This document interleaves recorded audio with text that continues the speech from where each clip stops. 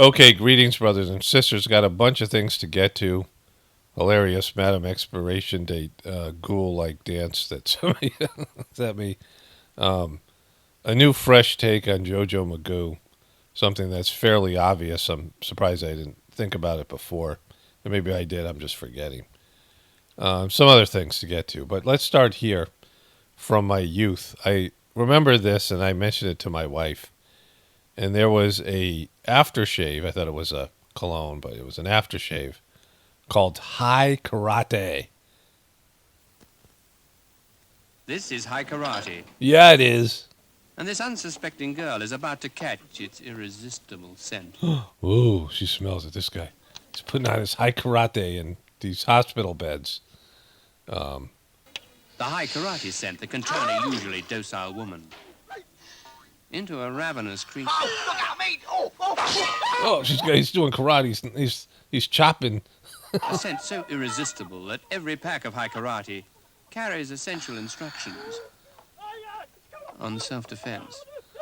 High karate. You get the aftershave and you learned karate, so you can karate off all the women who are trying to mount you. I saw these commercials when I was a kid, right? So did my wife. Hey, how about a movie tonight, huh?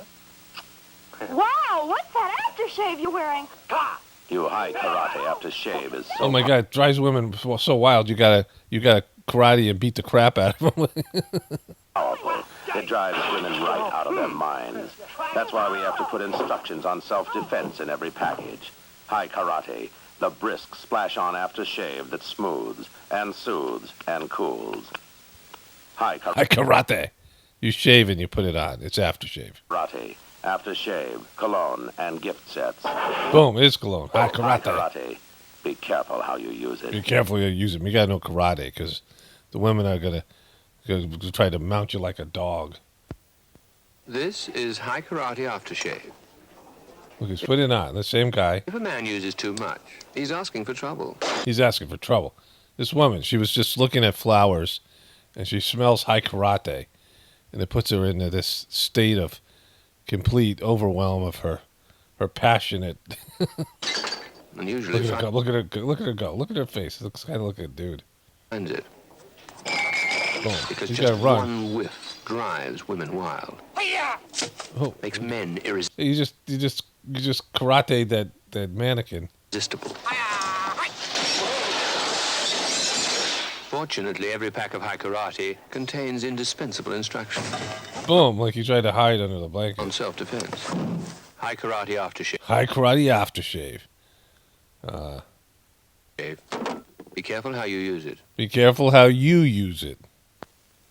High Karate's second fragrance. Second fragrance. The one was powerful, but this is twice as powerful. New Eastern spice.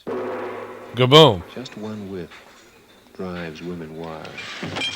Its sultry oriental aroma makes men irresistible. Boom. He's got a karate. Why, there's a special leaflet. He just look at this guy's karate skills. Look at this. He just chopped a turkey in half. That's why there's a Boom. Look at it. Right. I mean, it's like it's got knives for hands. special leaflet on self-defense in every pack.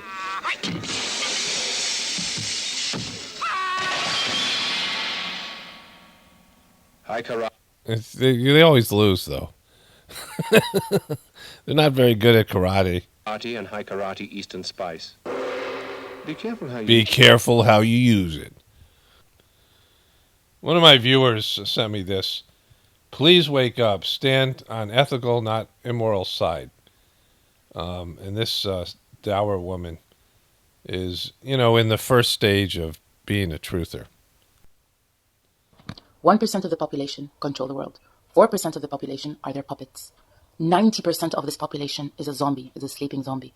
And 5% are trying to wake up the zombies. The 1% make sure that the 4% stop the 5% from waking up the 90%. This is not a war between two religions. This is not an ethnic war. This is not a racist war. It's none of these. This is the oldest trick in the book. Divide and conquer. This is what war does. They create the division. They make sure you are racist. You're controlled by fear. You are breeding hate. in order to divide so they can conquer. Do you know how a magician does his trick? So basically, he has a plan, and in order for him to do the trick without you noticing, he does this loud and thing here so it distracts you constantly. While this is happening, he slowly creeps up from behind to implement his magic trick, and then magic. That's exactly what the politicians do. They are distracting us with, we are not human, and this is a human, this is not, this color, this race, this religion, in order for them to just start implementing their agenda. So that's trutherism 101. What immature early on truthers think is the deal. Right? At least it's something you get early on. Some people never get past this stage, maybe the majority of people. But this idea of problem, reaction, solution, that there is a difference between the 1% that control the system and they're the bad guys and everyone else is, being controlled by them, right? And the 90% sheep and the various demographics that she broke down, right? The 5% keeping the 4% keeping the 5% from waking everybody up. And the sheep are never going to wake up because it's the definition of sheep. There's no waking up for them. But the issue is with the 5% because there's lots of people who think they're awake. And if you're one of these people in this remedial end of being the truth community, you're not awake. You have just moved to the next level of the deception, right? Because the truth of the matter, and I say this all the time, and most people don't understand it or want to hear it, is that the whole system is based in illusion. And your lifestyle is causing pain and suffering to poor people around the world. If you're, someone in America, if you're in the wealthy, whatever it is. Our lifestyle, all of us who are enjoyed the privileges of American life and, we're rich people, there's rich people in every country. The people who are on the upper echelon of the economy. And if you're making above $10,000 a year, or actually $12,000, here's the breakdown. The average global household income is $12,235 per year. The median per capita household income is only $3,000 per year, $2,900 a year. This is globally. If you're making over $100,000, that puts you in the top 10% of the global earners, while making over $1 million puts you in the top 1%. The average American household income is $75,000 a year. But if you're making over $15,000 a year, you're making more than the average person. And the system you live in terms of the roads, in terms of the infrastructure, in terms of the ability to live life is, in America is better. Like in, these countries, of course, America's breaking down and it's becoming a third world country. But the point is half the people in the world, they live on $2 a day or less. And so that you understand the amount of wealth it takes to balance that up and pull that up to $12,000 of household income, right? And so if you're someone above the average, if you're making like $20,000 a year in your family and it's you're poor for being in America, you still have a much better lifestyle than all these other people. I mean, there's people in abject poverty, and I've seen it. And, you can see it in America to some extent, but I saw it very flagrantly in India, and you'll see it in China where there's so many people, and then around the globe. But the thing that you have to know at some point is that the system can't be made good. It can't be made honest. It can't be made divine. It can't align with the divine laws and spiritual principles. It can't align with nature because it is a demonic system. It is an ego-based system. And people, look how unnatural everybody is. Like just go to, Walmart's the easy answer, but go anywhere. You just go on the internet and you see how messed up people are. Like people are completely, unnatural, and, the breakdown of the family and how, the pervasive, the economic juggernaut that's our system and materialistic pursuits and entitlements and all the things that go with it. It affects people on every level. Like it's not just like, people in the sheeple and the people in the 1%, but truthers as well. Like all of us have, unnatural, things that we're attached to in the system, right? Whether it be going on the internet, right, which has an effect on the environment, all the Wi-Fi, the electricity that we need. Electricity is, it's a natural, it's a natural, electricity exists in nature, but not the way that we've learned to use it. It has vibratory effect on everybody. And then all the things that go along with the clothes you wear, the phones you use, the technology you use, the way it's, harvested, the way these things are. There's toxins in every phone. There's poisons in every phone. There's things that are, I watched this, it might have been a 60 Minutes report years and years ago. And these really poor people in China were melting down cell phones because there's a little bit of gold in them, a little bit of some precious metals, whatever, the lithium battery. And they were getting all the precious metals out of it. And these people were dying of cancer like 3 years later. They were in these junkyards melting down these, over like a sheet pot and melting down the phone and taking out all the things that were, they're breathing in these toxins and things, right? And then just, how they're made in these sweatshops and all these things, right? The cheap labor. So you can get a steel wrench for $5 at Walmart. The way people are exploited and the way that, people are like, we were talking about global warming last night. My wife and I were watching something there, some TV show still pitching this, global warming scam. We're polluting the world. That's a fact. But the global warming thing is a scam, right? It's a climate change scam. But we're polluting the world. It's, that's true. But they're not really trying to stop that, the powers that be. But the countries like India and China, they make cheap goods and they keep the prices down so they can export their goods. And to do that, they have to cut corners and there's no way they'll ever agree to the climate change accords. And they're so polluted, these countries, if you go to them. And these people live in that pollution because they, have to make the cheapest possible goods as possible so they can export them to the dollar-rich countries with the higher, valued currencies. And so you ask most truthers what you're willing to give up.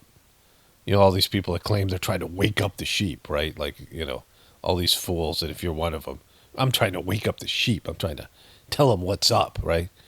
You're not going to wake them up, and you're not awake yourself because you're still addicted to the beast, right? You're still addicted to, I am too. We all are. So it's stupid. Like the whole thing, the whole truth community is a joke. The people who are the most passionate are the people who have the most things they need to change, right? They want to change other people. They want to wake everybody up. But if you did that and the system collapsed and you had no, food in the supermarkets and there's no gas in your car and you have to defend what you have and people are running around crazy because the system breaks down and you're like, oh my God, this isn't what I wanted. Well, of course it isn't. You didn't know. You're just stupidly angry about something. You're blaming rich people, the people who run the system, for all the problems in the world when you're not trying to fix yourself and see what you're doing wrong.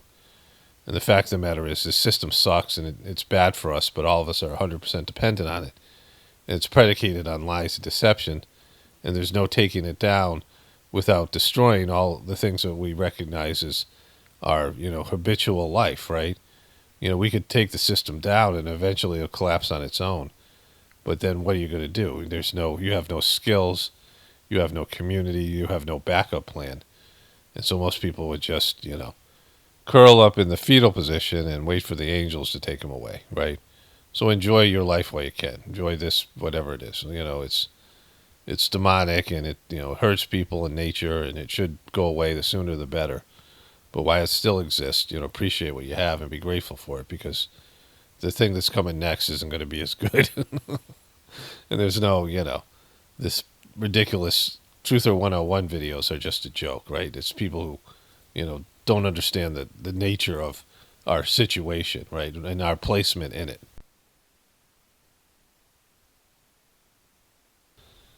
All right, so I got a lot of good things to cover here, but this is probably my favorite. One of my viewers sent me this. Here's a Madam Expiration Date. Look at that dude go. Thrust that pelvis. Look at that. Do that. Oh my God. Look at that ghoulish. Right there. It looks like some kind of like like a plastic toy where like one of those Billy Bass or something. Something that but a doll that would. It's not like human, right? It's this zombie like ghoulish looking. Madam Expiration Date. Look at that thing. Look at her doing the thing. Then she does the thing with the microphone. Hey, you do your thing there. those dance lessons your parents paid for, really. That's just great. Eric Adams blames political problems on race, compares himself to Jesus. That's why people are hating on me. So, that's always the way to go. When you're in trouble politically, compare yourself to Jesus, right? All these years, the Reverend Al Sharpton admits he was an FBI informant. Yes, he says that he was the cat that got the rats, but others say that Sharpton's secret life was not by choice. CBS 2 political reporter Marcia Kramer has the story. Michelle Obama probably never knew that one of the guests at her recent White House 50th birthday party was an FBI mafia informant who helped bring down members of the Genovese crime family. Reverend Al Sharpton, now a confidant of both the First Lady and the President and of Mayor Bill de Blasio, has his own unique take on his days as the government's confidential informant number 7. In my own mind, I was not an informant. I was cooperating with investigations. The revelations threaten to embarrass Sharpton as he kicks off his National Action Network convention this week with de Blasio and President Obama the headliners. But de Blasio, who calls... But first, after... Kaboom. So Al Sharpton was a rat. Al Sharpton was talking to the fuzz, right? Going back to the 70s. Why are you talking to the fuzz, Al? The fuzz was 70s for cop. Okay, so this is interesting. I have no way of validating this or verifying it. But it's interesting what this guy's saying here. And I'm going to stop to a voiceover and then get into my JoJo Magoo stuff here in a moment. Race be a result of a particular gene from the people that ruled over a region of us on the planet. And here's what I found out. Scientists, geneticists discovered that there's a 2% variance in genes between races. In other words, what makes me a person that's dark-skinned with more melanin in my skin than you who's more fair-skinned with slightly less melanin in your skin is not because my ancestors were in the Sahara Desert working in the desert underneath the hot sun all day. And that's what they teach you in school. The reason why my skin is this way is because I'm genetically branded, and so are you. You're genetically branded, and so are the indigenous peoples of all the other continents on the planet. We're genetically branded by why? The person who ruled over us gave us a brand, just like they brand a cow. Say, oh, that's Farmer Jim's cow. Don't touch them. You see the brand right there? Well, when these people spread out around the planet to rule over different regions of the planet, they genetically branded the people they ruled over to resemble them. They said that a 2% variance would take multi-millions of years to happen in natural evolution, and yet it only happened in 200,000 years. It tells us something interesting, that this is an artificial mutation that was done on purpose to create a specific group or specific races or groups of people that resembled, let us make man in our image, if you know what I mean. Okay, so I don't know if I can use that whole clip because there's music behind it. I don't know where it's from. But you can find the guy. I can't find the clip here on YouTube. But the guy's name is Billy Carson. And so if I get copyrighted and I have to edit out this clip, and I don't know if it's going to happen or not, I'm just going to review what he said. And I don't know if this guy's a geneticist. I don't know what he is. But he talks about aliens and things that I agree with. I forgot to, I already did the voiceover you're about to hear, but I forgot to reframe what he said or just recap what he said. So this guy said that aliens left genetic markers. There's 2% differences between the races genetically.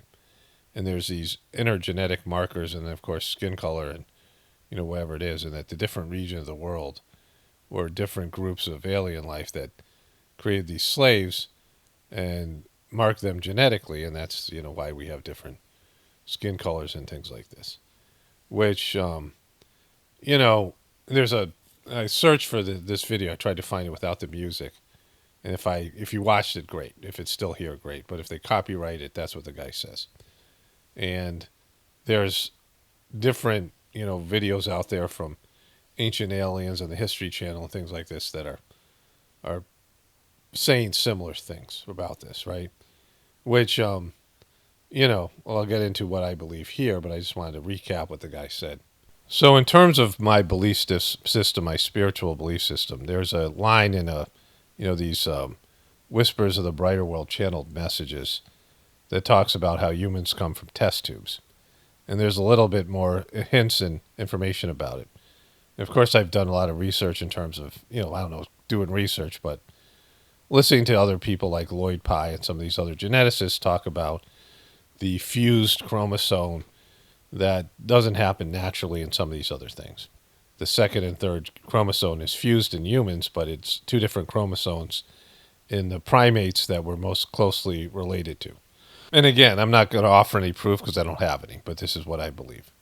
I've talked about this. I wrote about it in my book, The Choice, and it's, to me, the evidence is kind of overwhelming.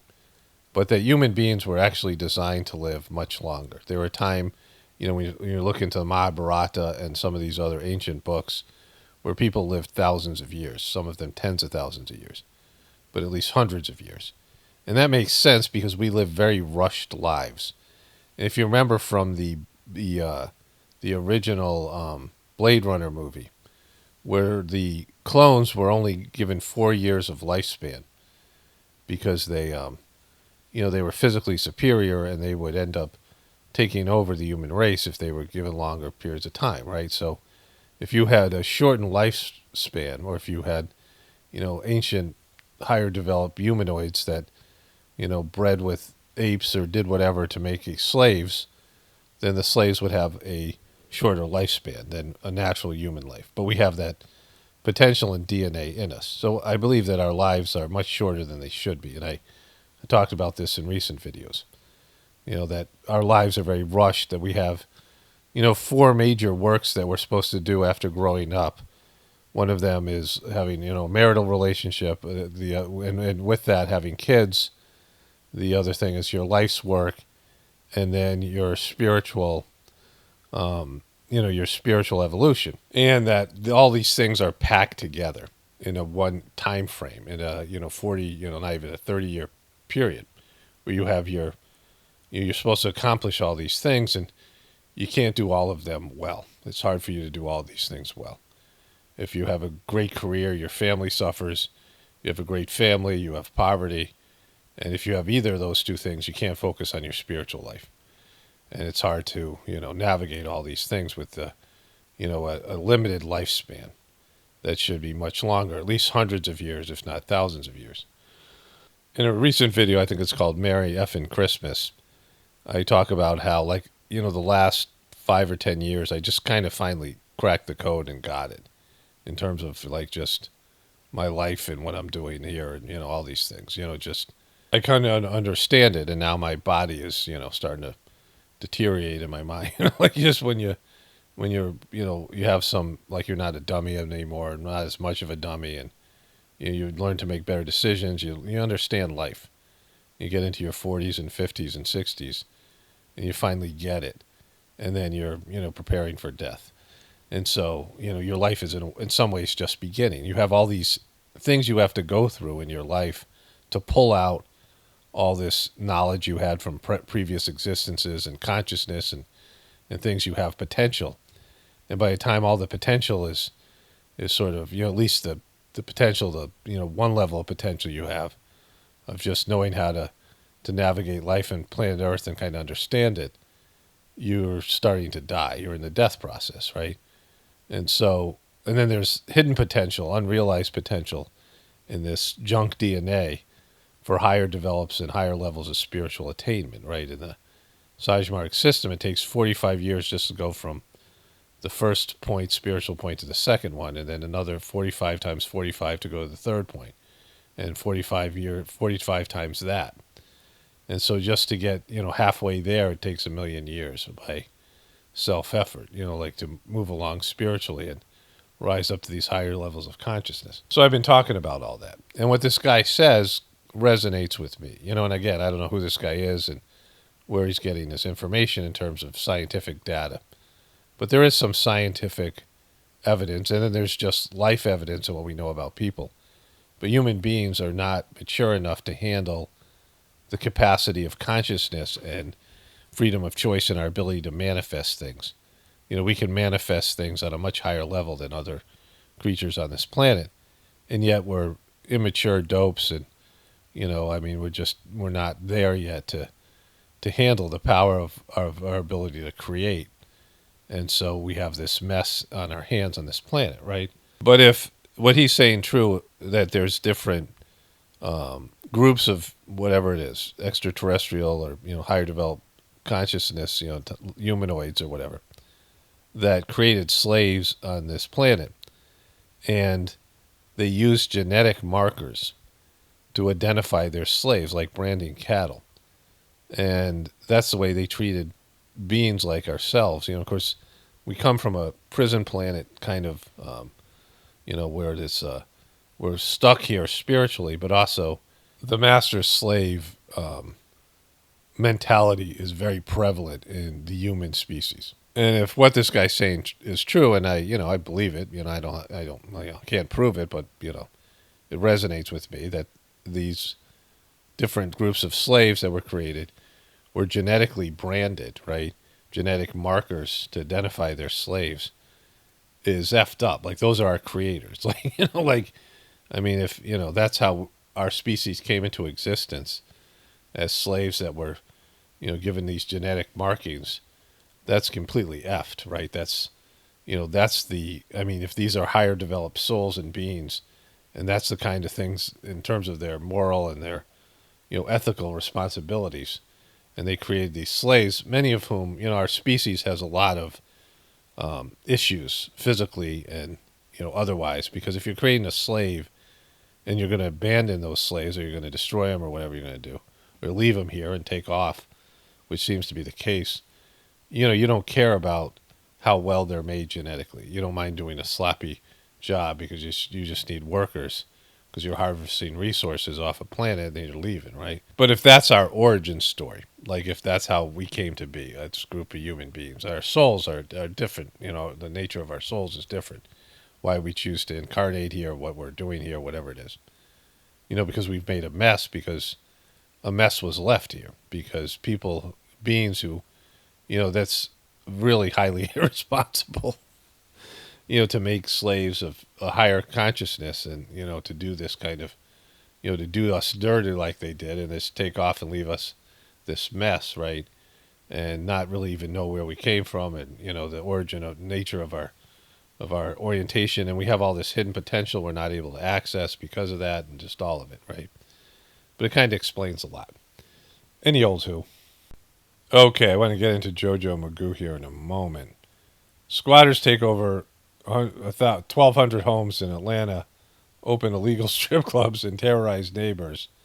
Is this even America anymore? I didn't walk in on a family eating dinner. I walked in on weapons, a prostitute, a bunch of dogs in the back. I just jumped the fence and ran. I didn't know what else to do. Back in May, a similar incident occurred in Atlanta when Army officer Delilah Duror returned to her home to find squatters living in her sprawling $500,000 residence while she was away on active duty.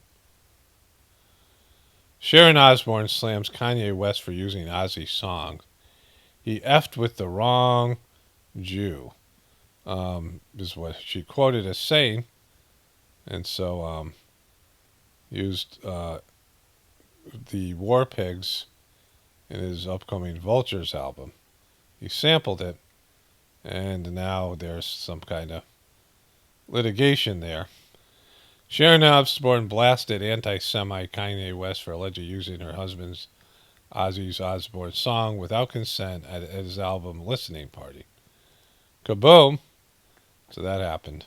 It's funny how they say allegedly used at the listening party, but they call him an anti-Semite, without like that's a fact. They're saying that's a fact.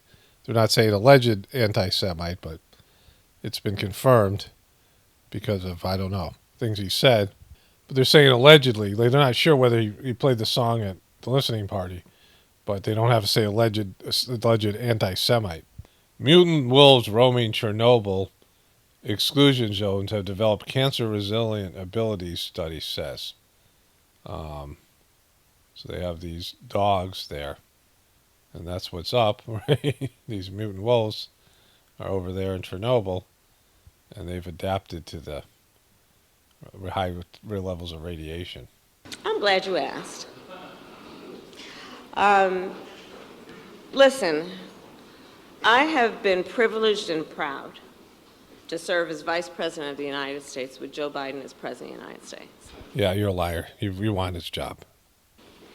And what I saw of that report last night, I believe is, as a former prosecutor, the comments that were made by that prosecutor, gratuitous, inaccurate, and inappropriate.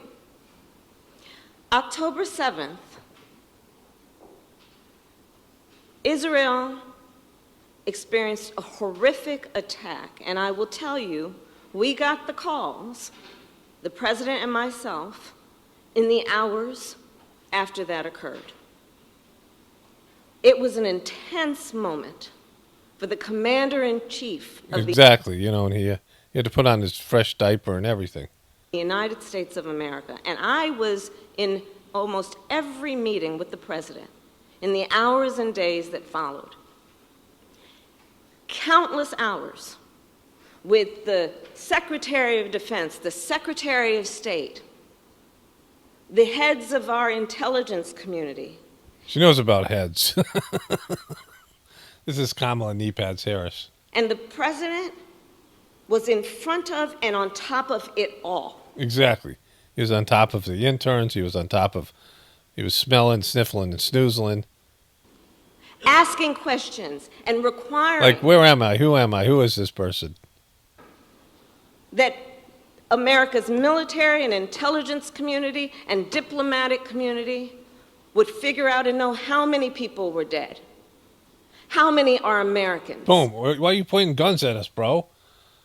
How many hostages? Is the situation stable? He was in front of it all, coordinating and directing leaders who are in charge of America's national security, not to mention our allies around the globe. Boom. He was getting it done. This guy.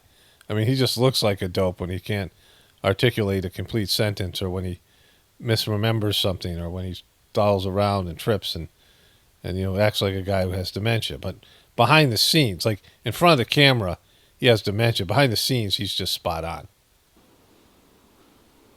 For days, and up until now, months. So the way that the president's demeanor in that report was characterized could not be more wrong on the facts. Yeah, because it's not like we've seen this guy out and doing his job in public, and we could make up our own conclusions about his dementia. When you were laughing at him, right? She was laughing at him twice. I'll show you those things in a moment. And clearly politically motivated, gratuitous. And so I will say that when it comes to the role and responsibility of a prosecutor in a situation like that, we should expect that there would be a higher level of integrity than what we saw. Oh, come on. All right, so you laughed at you. Here's JoJo Magoo. Okay, so Cory Booker is calling the front runner, and nobody could believe this guy was going to win. None of these other fools could believe this guy. He would wander around on stage. He gave these ridiculous answers. But here he's confronting Joe Biden on his stance on marijuana. Marijuana. I thought you might have been high when you said it. and let me tell you. Or just brain dead. Because marijuana in our country is already legal for privileged people. And the war on drugs has been a war on black... Okay, help me, teacher. I need to use the restroom. Okay, forget I already did. Brown people. And so let me just say this. With more African Americans under criminal supervision in America than all the slaves since 1850 do not roll up into communities. Later on, he'd have to wear a mask, and he just kept on doing that. He likes to touch his mouth. And not talk directly to issues that are going to relate to the liberation. Anybody calling me? I want to say something. Me. Of children, because there are people Before I forget what's still going on here, can you call on me? Congress right now that admit to smoking marijuana, while there are people, our kids are in jail right now. Okay, so let's move forward to Joe Biden's thing here. said, to inspire African Americans to the polls at record numbers. Thank you, Senator Booker. Vice President Biden, you can respond to that. I'll be very brief. Number one, I think we should decriminalize marijuana, period. And I think anyone who has a record should be let out of jail, their records expunged, it be completely. None of those things happen. Zeroed out. But I do think it makes sense. Prisons are big business. Based on data, that we should study what the long-term effects are for the use of marijuana. That's all. Like there's been no studies. Like the generation of hippies, and there's no studies. We don't know what this stuff does. It might even turn you into a superhero. We don't even know. It might be like kryptonite. I mean, who knows what this stuff does? It's so brand new. We've only had it for like thousands of years. We don't have any idea what marijuana does. It is. Number one, everybody gets out. Record expunged. Secondly, I'm part of that Obama coalition. I come out of the black community in terms of my support. If you notice, I have more people supporting me in the black community that have announced for me because they know me. They know who I am. 3 former chairs of the Black Caucus. The only African-American woman that ever been elected to the United States Senate. A whole range of people. No, my point is... that's not true. The other one is here. Look, so how confused he is, right? Because the other one's right here. Kamala's saying, hey, what about me? You forgot about me, right? And he gets confused, and then he lies about it. I said the first. No, I said the first. That's what I really said. No, you said only. You said only. We heard you, you liar. I said the first African-American elected. Come first African-American. So my point is... Like he's laughing because he's senile. Like you know he's senile back then. You knew he was senile. He picked you for vice president. All of a sudden, you forgot that. My point is, one of the reasons she's still laughing. She's laughing the whole time, right? She's laughing because he's senile. Vice president was and they can't believe that he's beating them, not only in the election, but he's beating them among African Americans. Like he has more support in the African American community than either Cory Booker and Kamala Harris combined. They can't believe they're supporting this guy who's senile, right? Okay, so this question was asked of Joe Biden. Vice President Biden, the Me Too movement has forced a cultural reckoning around the issue of sexual violence and harassment against women in America. Okay, so he was asked about that. And then he does this epic gaffe here. Rarely ever occurs. And so we have to just change the culture, period, and keep punching at it and punching at it and punching at it. It will be a big... No, I really mean it. They're all like, you can't believe he just said that. Like he's talking about... I mean, it's just an epic gaffe. We know. I showed you this before. It's a gigantic issue, and we have to... Look at her. She's smirking. She's smiling because she knows he just did another poop in his Depends, right? He just failed. She's smiling. She's smirking. Make it clear from the top, from the... So Kamala knew that JoJo Magoo didn't have it. There's probably many other instances in the debates that I could show you. These are ones that are, they're there. But, because these are epic gaffes of his. But if you watch the debates, they all knew he was senile, and they couldn't believe he was winning. Like he was the front runner. Biden voters hold a boat parade. Floating coffins. Okay, so somebody sent me this clip, but here's a better clip. This is Biden defends his memory and mental state. And listen what he says here. In the Gaza Strip has been over the top. I think that, as you know, initially, the president of Mexico, Sisi, did not want to open up the gate to allow humanitarian material to get in. I talked to him. I convinced him to open the gate. I talked to Bibi to open the gate on the Israeli side. I've been pushing really hard to get humanitarian assistance into Gaza. There are a lot of innocent people who are starving, a lot of innocent people who are in trouble and dying, and it's got to stop, number one. Number two, so this guy, he's defending his memory and his mental state, and he's saying that Mexico and Israel share a border. I mean, this guy, in a press conference to defend his, his mental state is being questioned, and he just claimed that he talked to the Prime Minister of or the president of Mexico, whoever it is, and he convinced the guy to let humanitarian aid into Gaza Strip because he thinks they share a border. Thank you, Kareem. If the special counsel says President Biden's got significant limitations on his memory, then who is helping him run the country? The President of the United States runs the country. The Commander-in-Chief runs the country. How can he be trusted with the nuclear codes if... I get that you're saying that nobody in the building would say that he's got an issue with his memory. But just the little part of what we get to see, he's made mistake after mistake after mistake after mistake on camera this week.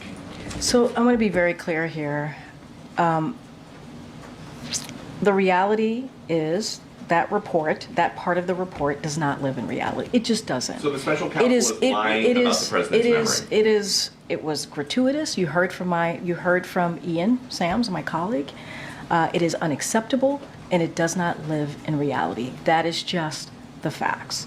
And look, it is a closed case. That is what the special counsel said. And what matters is that the president in the last 3 years has delivered. Okay, so she's saying there's no reality where an 80-year-old JoJo Magoo, who was obviously going senile in 2019 when he was running for president, you saw the signs of dementia then, and they just covered it up. Like 4 years later, after being a president, after years of being a politician and a failed parent and just a goofy, like a goof, right? After years of all that stuff and bad living, that his mind is deteriorating, and he wasn't great beforehand, and she's just lying about it and saying, like, that's not reality. It's gratuitous. That's their talking point. It's gratuitous. You know, I had a realization, and it's not really all that profound, and maybe I've even said it before, but, I don't remember it.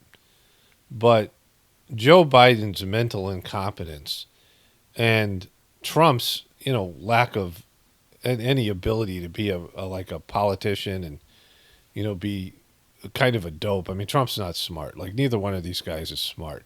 I mean, they might be above average intelligence, but that's, not, they're not smart. They might be, smarter than the average person, but they're not smart. And they're not really good at what they do. Trump has been successful as a businessman, whatever that is, right? And so he's good at that. And Joe Biden has been elected over and over again, and he's good at playing the political game. But that doesn't translate to being a good leader or an evolved person, right? They're both dopes, and they're both incompetent and wouldn't have the ability to run the country. Neither one of these guys would. And I don't know which presidents would. But it goes to show you that Joe Biden has been clearly, having dementia since 2019 when we first saw him running for president. His initial campaign events and public appearances and, debates and all these things he did, it was clear the guy was not there, right? Like, you could see it. Like, it was obvious. I was making fun of him way back when, that the guy wasn't mentally up to it. And it wasn't so much I was making fun of him. I was making fun of the media who, for years, talked about this guy like he was some sort of a dope. I mean, before he was, he started to break down mentally. And now they were talking about him like he was some great man, and they were ignoring the signs of dementia, right? He'd get angry, he'd have these outbursts, he looked confused. I mean, even back then, and of course now even worse. And he says these things all the time that are factually inaccurate, and he's just lost. And everybody can see it that, isn't covering it up, or you have to be in complete denial. And to say there's no reality where Joe Biden has dementia, he's 80 years old. Everyone knows. They're even talking about Morning Joe. There are signs and things that they don't want to deal with. That this guy isn't up to it, and he wasn't up to it the last 4 years. And yet, the country, as much as the Republicans want to say it's disastrous, the country is collapsing, but not because of Joe Biden.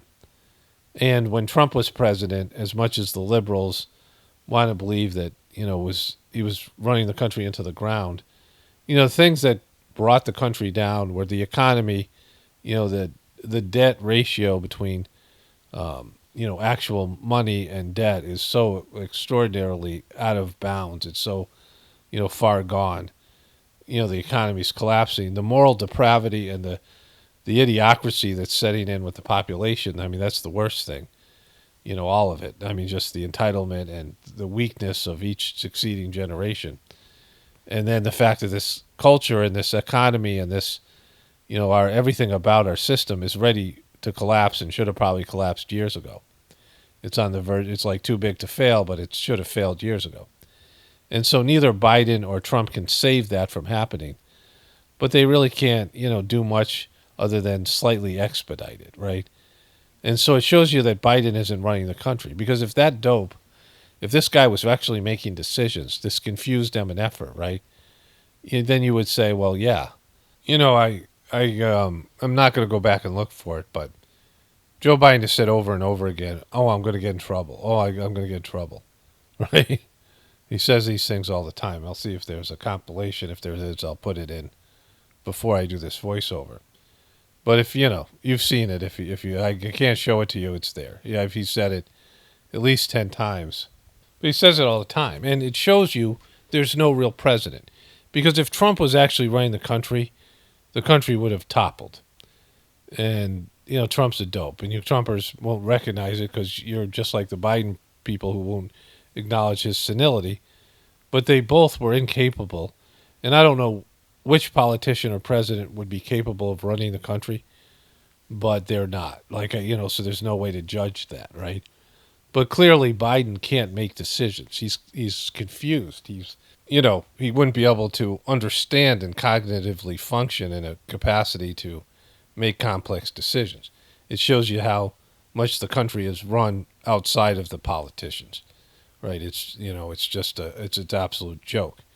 And one of the ways that they tried to sell Joe Biden to the American people was that Trump was some maverick, lone wolf, loose gun out there that was making his own decisions, and Joe Biden would have a team of advisors and people that would tell him what to do. And so that even if he was, mentally gone, I mean, they did the same thing with Reagan. Reagan went senile his last 2 years, and his son came out and admitted it. And they couldn't even put him out in public. He was so bad. He was farther along than Joe Biden. He couldn't even read speeches and be out there. They hid him away for 2 years, and we had a guy with severe dementia as president. It didn't matter because they're running and handling the country. So this shows you that voting really means very little. You're choosing different teams of people, a Republican team or a Democratic team, but they're all working for the same people that run the country, and they're going to do what they're going to do anyway, right? And so there's that. And with that, I had this comment. Hopefully I can find it here. Here it is. It's actually 2 comments. This is the first of the 2. And the person says this. This person's from Seattle. And says this. I'd appreciate it if you would stop subcontextually slamming lefties. I am a lefty and still find these characteristics fake and weird and very out of touch. Plenty of that going on with the right as well, Bobard, Haba, etc. The point is, if you continue to broadly smear lefties, you will lose audience members like me. Goodbye. Now, I don't slam lefties. I mean, I don't do it like right-wing people do. But the left is gone. The left is gone insane, and a big part of that is the left was willing to elect a senile person that is almost identical in his character and his personality as Trump. Trump and Biden are different, but they're basically twins. They're the most similar. If you were going to compare 2 politicians, I mean, they both have weird relationships with women. Trump is with porn stars, cheats on his wives. He said the thing, grab him by the boob. And Joe Biden's a sniffler, snoozler, grabber, groper. They both come from the same time period. They're both, old guy racist. They grew up in a time where, they had different attitudes towards race and things like this. They have the same, they call Trump racist, but Joe Biden is the same guy, right? And they just have a lot of similarities. And they're, roughly the same age, and they had probably fairly similar upbringings. And the flaws that Trump has, Biden has, and the flaws that Biden has, Trump has, right? And so there's not much difference between them. And Trump was never a Republican before he became a politician. He gave money to the Clintons, and he gave money to the left, he gave money to the right. But anyways, both the right and the left are completely insane. The left a little bit more so because they have the power, and they, I don't know what's going on with them. But the right was, the right caused the left to be the way they are.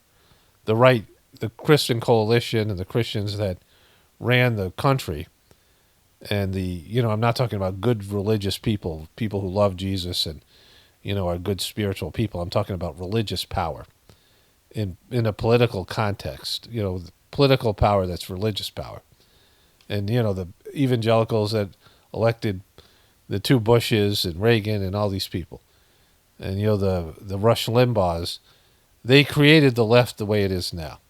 When they had power, they drove the left crazy. And now that these hippies have grown up to run corporations and, they own Silicon Valley and they own all these, they own the media and all these things, right? The liberals are now running things. They've reacted to the way the right treated them and the whole thing and the oppression, all these various oppressed communities and things, people of color, LGBTQ people, all these people. And now they're like insane with their, reaction and their, hatred for the right. Of course, Trump was the poster child for this. And so both suck. Both are just created. They're not real. They're just created. They're not real belief systems. They're just a combination of, things that that don't even go together to form a coalition to make, a left-right paradigm. Coalition on each side of groups of people that don't really get along anyway, right? And belief systems that don't align with each other. I'm talking about the left and the right. Both of them have groups of people that come together to form a political block of power, and they had put you in these boxes of left and right. And if you're in that box, you shouldn't be on my channel. Like, this channel is about getting out of that box, because there is no liberal or conservative, right? Like, I have liberal and conservative views, but in terms of the, these groups of people, this woman's even saying, or this person's even saying that they see some of the problems with the left, but, you slam lefties, well, because you're dopes, right? You're a dope for buying into a construct that isn't real. Like, it's not only not real, but it's there to control you. It's there to divide and conquer, right? And so I'm always going to slam both of you. And it's not slamming you, it's just telling you the truth, because I don't care. Believe what you want. Like, I don't care. Like, whatever. It doesn't make a difference. I'm not going to change the world here, and neither you. Like, we're not going to save the system. But, I can mock and make fun of you because, I got nothing better to do. So there's that. But then there was a second comment by another dope on the right, and the person says, I suppose you hate yourself because you're white too, I guess. At least you sound like that. Wah. I benefit in any way when the sociopaths that run the country invade another. Do you really believe that? That this person, I don't know what I was talking about. Like, this is why we call us Satan and Hickey Nally. I call her Nally Hickey in the title. And JoJo Babylon. I have no idea what this person's talking about. Like, I must have said something that made him think I hate white people because of, this white hatred, which I simply don't have, right? The other video was how Alec Baldwin helped Hilaria perpetrate her fraud. That was the video that the liberal was reacting to. Some old-ass video, right? And so there's that. So I had this voiceover I'm making for the Journey series, and I'm going to include it here, to end this video. But, whatever. Again, this isn't a right or left-leaning channel. It's neither of those things. It's beyond that. If you can't see it, then, go back to your remedial channels and, come here when you're mature enough to be able to be here, right? But I'm not, I'm not pandering to you if that's what you want. Like, you don't understand me or the channel. Like, my job here is to tell the truth the way I see it. I might be wrong, but I'm not going to lie to you just to keep you here, right? That's, counterproductive. And there's lots of people who have left, but that's, they say they want the truth, but they only want it wrapped in a package that's palatable to them. And that's not being a truther. Like, you have to hear other people's point of view, and they're just, they're my point of view, right? Like, they're not, nothing I say here has any weight to it. Like, I'm not, it's not that important. My views and my beliefs aren't that important. And my analysis things, it's not going to change stuff. It might help you, the spiritual stuff, sure, that's great. Connecting to God within, the things I talk about here, where I have real knowledge and experience in those things, that's an absolute solution for those people who embrace it. But, it's a drop in the pan, right? If, 100,000 people heard me talk about spirituality and they were better than me at doing it, like they heard about it from me, but then they jumped in and did the gratefulness meditation, they became better than me at doing it. Like, they were really good at it. It's still it would affect the world in a way that, would raise up the humanity to a certain extent, and there would be a positive effect, but you wouldn't notice it in the system. You wouldn't notice any change in the material system. The vibratory, factor in the world would get better. But the rest of it, there's no changing the system. There's no saving this. It's not, it doesn't matter. Like, we're on a roller coaster, and eventually it's going to crash. Anyways, here's the other voiceover. Okay, so this is going to be an audio I'm going to put in my Journey series, as well as the end of a video that I'm making today on February 10th, Saturday, February 10th. So I finally got an answer about the monetization of my Gratefulness Meditation channel.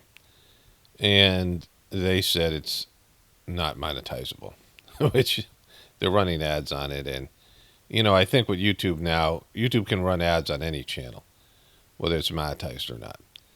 And so there's no reason for them to, the only reason for them to monetize channels is people aren't going to make content for free. And so but they can delay the process. Like, they submitted an appeal. The reason that they had was goofy for not monetizing it.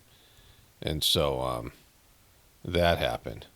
And so I had to deal with that. My wife and I had something to do with in the morning, and then we went for kind of an outing with our dogs. And so I was going to make a video in the afternoon, but that's why there's no video yesterday on Friday.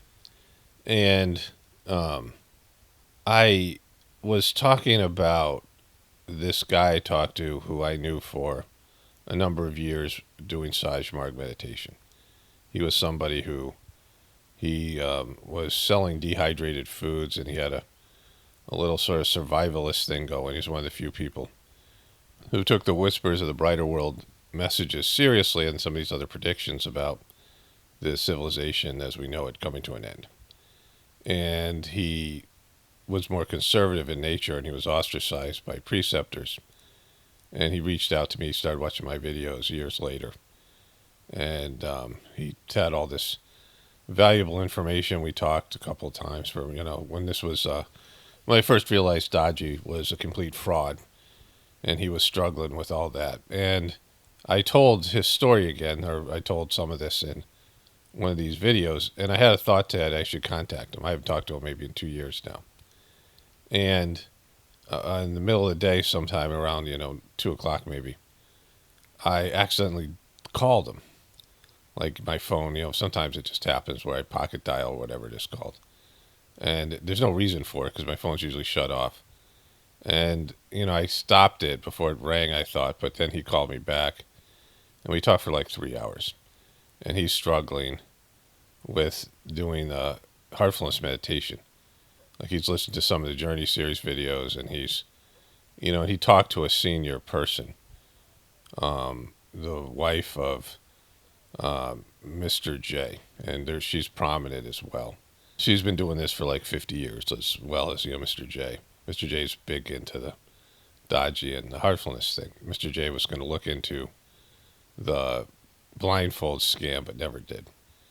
And I'm saying this because, like, he was told her about, watching my videos and Dodgy, crapping all over Chargy, his master, and how, like, that just isn't done, and, all of it. And she didn't have an answer. But, like, at some point, I think she said I was a great guy. Right? And this, when the Mr. S, this guy, you guys watch my Journey series, there's a clown who runs the Heartfulness YouTube channel. And this guy contacted me years ago when I first started to talk boop about Dodgy in videos. And they wanted to shut it down. And he reached out to the preceptor that I was going to at the time. And this preceptor had a few people from my YouTube channel go into meditation with him. And, he said, Paul's a great guy, which I was like, I'm not a great guy. Like, I'm an a-hole, right?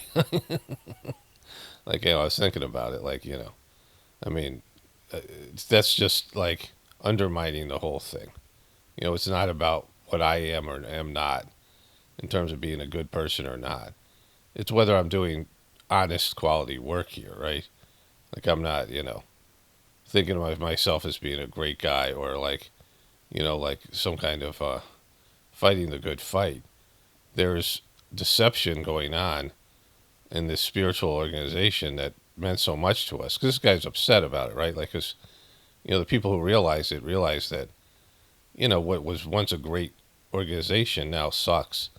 And he had a talk with Chargy, the third master, and he told them like all the stuff that was going on, especially to do with sexuality and, gender stuff. I mean, one guy sent me an ad, which I'll show, and this is funny because I'm going to start this video with high karate for my regular viewers. This aftershave. The commercials, I mentioned it to my wife. We used to watch these commercials when we were kids and we forgot all about it. And for the Journey series people, that'll be in this video. I don't know what the video is going to be called. But they're releasing a cologne perfume in the Heartfulness merch store, and they interview the guy, and he says it's gender fluid, right? Which is what Chargy was talking about. Like, Chargy predicted all the things that are going to happen in like 2011 or whatever it was. He said, this is what's going to happen, and this guy's going to send me his notes on the thing, and I'll eventually get to it. But, all the things we're seeing now. And he was against it. And because of those reasons and all these liberal people, they think that Chargy needs to be sort of edited and erased out of the mission because he said things that were hard for people to understand, and they believe in this stuff, right? And they're reasoning, they're trying to reason that why Dodgy, this clown, is crapped all over his teacher and his guru and the guy who gave him everything and turned him into what he is today, was Chargy said real stuff, like true stuff, but they don't think it's truthful because they're liberals and they suck. And so, I got a new sense of the mental, I'm not only the mental capacity, but the orientation of their minds, of all these people who've allowed this stuff to happen. They had said before that it was part of a plan to crap all over the last guy and, remove him from the mission. And I'm like, well, Dodgy sucks. Like, if you guys have seen him, those of you guys have seen his videos and his inability to articulate things. Plus, he's joined with these controversial organizations like the RSS, which liberals hate. It's an anti-Muslim, pro-Hindu, paramilitary, fascist, controversial political, organization that liberals, I mean, they can't stand. It's like, it's the far right wing, like it would be like white supremacist groups here in America. And so Dodgy sucks in that way, and he's not making any inroads into being politically correct in different spheres, even though he tries to in other spheres, right? But the reason I'm covering this on my regular channel is the human mind's ability to rationalize things and just make up reality to not deal with the truth is remarkable. Because all these people, people who claim, we were talking about me and this guy, that there are people who used to like lay down on the floor and like almost tear their hair out, like grown women and, I mean, I've seen, even men crying when Chargy, the third master of the system, would leave, right? They loved him so much, but they'd just be, one woman, I came into the meditation room outside Chargy's office and he was leaving, and she was in there laying against the wall, just sobbing, right? Like falling apart and making a big show. Like, sometimes they'd be out like in public making a big show of it, right? It was really uncomfortable, embarrassing. And she's just doing this, right? And now she's crapped all over the guy. Like, she loved him so much she could barely Like, these, remember the girls used to tear their hair when the Beatles came. These are grown-ass women, and, like, even, men to a certain extent, and they, they wanted to spend every minute possible with Chargy when he was alive. And, like, would, do anything just to be able to see him and spend time with him when they could. And these people have allowed him to be just, like, trashed and, just, erased all the great work he's, created epic amounts of work, ashrams and verbal, talks and things that he gave and written material. And the Dodgies erased all this from the mission, right? And these people have allowed it. And their rationalization is the guy got a few things wrong that didn't go with their belief system or modern people. He gave a couple of harsh talks, and not prejudicial talks, but harsh talks about, this kind of liberal movement with LGBTQ stuff. And it wasn't in any way homophobic or any of these things, but it was, the effects it has on society and spirituality and things.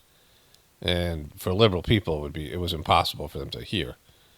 But all those things that he said have come out to be true. Like right now, the effects on our society because of what's going on with all this movement, right? And you can see it, like, you guys can see it, but they can't. And, for that reason, like him saying things that ultimately were true and ultimately have hurt society and, taken humanity down a self-destructive path. And these people are willing to throw him out and, allow him to be erased when they claim to love him so much. It was, like, embarrassing, like, some of the things they used to do, like, in terms of their, public expression of this, their love and affection for this guy. And a new guy comes in and said, oh, yeah, he sucked. And they're like, all right, yeah, he sucked. Like, it's just, it's hard to even explain to those of you who've never been around it. And the thing is, from this talk this guy had with Mrs. J, this woman who was really close to Chargy, and her husband have just embraced, particularly her husband, has embraced Dodgy and his, like, foolishness, which is, another name, fartfulness and hurtfulness. It's got all these nicknames now.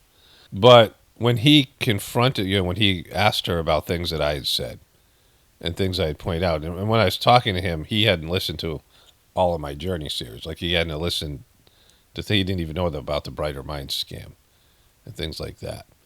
So he was, even more, he's trying to figure out what to do with it. I told him about the Gratefullness meditation I'm doing, and people are doing, and the being able to connect directly to the source, because Dodgy's just an impediment now. But she didn't have any answers, because they all know. Like, they all know it's wrong. And that's why, like, I've gotten very little pushback on my videos. Like, none of these people are, I know these people. And if they were really offended by what I'm saying, they could write to me privately. Some of these people. And they certainly could, leave comments publicly denouncing what I'm saying and talk about how great Dodgy is. But not one of them, I've made a whole series of videos now. Some of them are in the Journey series, but now I've made a series over in Gratefullness Meditation, saying that it's so obvious that Dodgy sucks, and you guys who have allowed him to throw Chargy under the bus, you guys suck worse. Like, you just, you're worthless, like, as people. Like, what value do you have if somebody that Chargy helped all of us. Like, we all have stories of ways that his work and his interest in us and his, commitment to the system and his devotion to God and his, his tireless work transformed our lives, right? It's helped me here. My YouTube channel and all the things I've done in my life, I can trace back to, my association with him and him helping me evolve spiritually. All of us owe him, like all of us, we have a debt of gratitude. And these people had more intimate personal relationship with him. I had, I met him a number of times and we had a few conversations. He was kind of intimidating to me. He was always made me a little bit uncomfortable. There was always lots of people around him. So I didn't feel relaxed or whatever it was. But I had, some good interactions or bad interactions, but every interaction I had with him, I was, pushed forward. on my spiritual journey, just like a good coach or a good mentor. Whatever the interactions were. In fact, the unpleasant interactions, I evolved more. So I can say that everything that all my interactions with him, either, writing to him and exchanging letters or spending time with him or just reading books and doing the meditation and going through gatherings and, going through difficult things and going through what they call spiritual cleaning and things like this have all ended up benefiting me. Like I can, see the benefit in hindsight. And, I just feel grateful for his presence in my life. He's one of those people that, helped me become a better person, like, on levels that are, certainly spiritually in ways that I can't even, I'm sure I don't even understand fully what's been done for me, right? And the same thing with all these other people. But some of them had personal relationships with him, and they knew him longer. Like I've been practicing this for 30 years, but there are people who have been practicing this for 50 years. And their, willingness to just erase that reality and pretend that didn't happen, right? And pretend that this guy, the new guy is actually doing the same thing when he's not. Just because they don't want to give up on their delusion of what's going on, right? They're, the system's like effed, like the organization has fallen, with this clown and these other people, right? And I've raised points in my videos about it, and they can't explain it. They can't say anything about it. They don't have anything. They don't have anything that they can say that would like justify the suckiness of Daji and his people, right? The poor quality of his performance, and then just everything that he does that goes against the fundamental teachings. This happened in every religion. This happened in Christianity. It happened in, any of these other religions, Hinduism, and, to whatever extent. And, Hinduism is so broad and so, practiced in so many different forms. But people swoop in, and there's like a spiritual movement. There's some great personality. There's some higher developed saintly soul, spiritual master comes down. And then people come in and they just wreck it. They turn it into a money-making, power-grabbing scheme. And, I'm watching it happen in real time. It's happened over and over again. I'm pretty sure I've been around it before. Like, I think I was, involved with Christ and, whatever it was, I don't know, one of his direct disciples or some people that I was around it during that time when, after he died. And I know that I was involved in these other religious movements and spiritual movements before. And I've seen this play out, like exactly, because it just is familiar to me. And I find some humor in it, but it's like really sad. Because they take something that's pure and can help people, and they warp it into some mundane, materialistic, cult-like scam. And then they disconnect people from God when the system itself used to help connect people to God. And, it speaks to the depravity of humanity. Like there's very few pure things. There's plenty of scams out there. There's plenty of ways to make money. There's plenty of ways to grab power. There's plenty of ways to, enslave your brothers and sisters and exploit the planet and do bad shit, right? Like there's plenty of ways to do all that. But there's very few pure spiritual movements that can help uplift people. And as soon as those movements become popular, these vultures descend in. Now vultures are a good animal because they, I have a, I like vultures, so I don't even know what to, I don't think there's an animal that I could, humans are like the worst, right? I don't think there's an animal I could compare, maybe like a mosquito or these bloodsuckers. They come in and they tear the thing down, and then they make it into, religions are pretty much maybe the worst of all these exploitive organizations, because religions just block people from God, and they use they claim to have authority over God, and they claim to be the arbiters of your ability to have a spiritual life and connect with God. And they're like just the opposite. They do the opposite. And so they use people's faith and their people's desire to connect to God to not only exploit them financially, but to use them as like props and almost like weapons of war in the battle between the economic organizations and the governmental organizations. Like the faith-based organizations have like more, they win the hearts of people, right? Like people kind of believe in their countries and they believe in their jobs and the economy, but people who believe in their religion, they're like the most activated people.